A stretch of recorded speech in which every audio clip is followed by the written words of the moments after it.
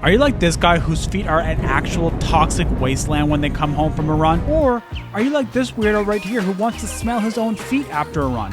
Which one's better? I don't know, but let's talk about running socks. So back when I started running and I'd go into the running stores, they used to have this big wall of socks, and each pair of socks were like 15 to 20 Canadian dollars. And I always thought to myself, are they really worth it? And I avoided buying them for the longest time. And then one day I received a pair of these running socks as a gift, and well, now I'm addicted. On today's video, I'm gonna go through the pros and cons of buying running socks, but first, I wanna thank today's video sponsor, Bombas, but more on them in just a little bit. So this right here is a pair of cotton socks, and I used to wear them for years when I was getting out there running, and yeah, sure, my feet were kind of sweaty and nasty and stinky at the end of the run, but yeah, so what? That doesn't really matter, except my fiance, she kind of avoided me so after a run, so maybe the socks had something to do with it.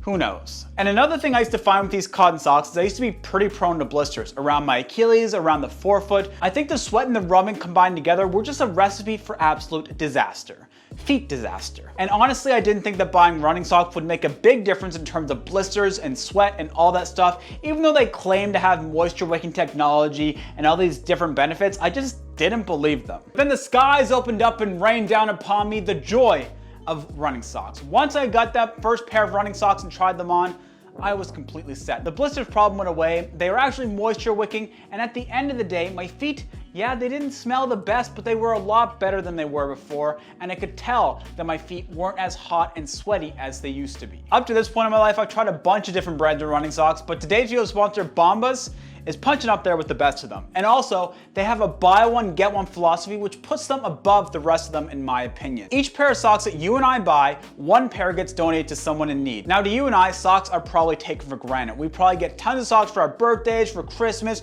for Easter, for all these different holidays. Our drawers are probably full of socks. But when you don't have the resources to buy socks on your own, that can be a massive issue. Just think, going around, walking around the town without socks, it's not a very fun time. It's super uncomfortable. So Bombas giving a pair of socks to someone in need for each pair we purchase is a massive bonus in my books, and actually the reason why I chose to even work with them. In addition to their buy one, get one philosophy, they also have all the other benefits that I was talking about. The moisture wicking has been top notch. I've worn them on hot, humid runs. I've worn them out golfing, all these different things. I actually have a pair of them on right now as well. The breathability has been top notch, and this pair of socks I have in my hand right here have strategic zone cushioning in the forefoot and in the heel for just a little bit of extra comfort. And like I mentioned about blistering, the way that they have the ankle collar formed around this sock really gives a little bit of extra protection, so you just pull it up and protect that Achilles tendon of yours. If you're interested in supporting the channel and picking up a pair of performance running socks, I'll leave a link to the Bombas site in the description below. Make sure to use the coupon code BC20 for 20% off your order. And if you're a big running shoe nerd like myself, you might want to pair running socks with certain running shoes.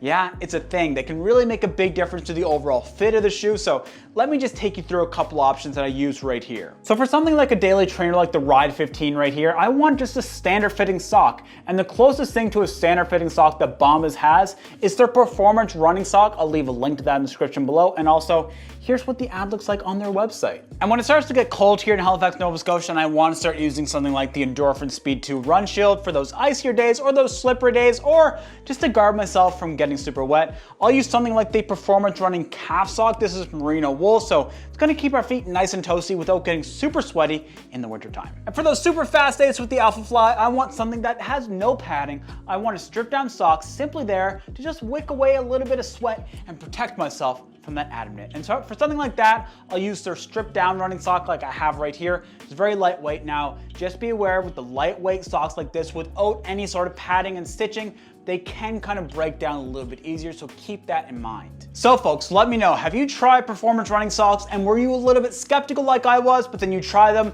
and you're never turning back? Or do you just hate performance running socks and you still can't see the point with them?